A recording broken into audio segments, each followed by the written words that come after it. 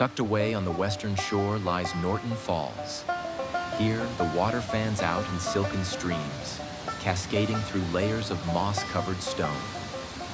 On calm mornings, the sound of the falls drifts across the cove like a whisper, reminding us that beauty doesn't always need to shout.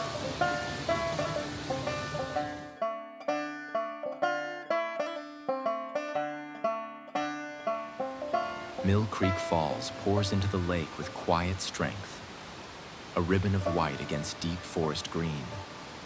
It's the kind of place you linger. Engine off, paddle drifting, where the only sound is the rhythm of falling water and your own breath.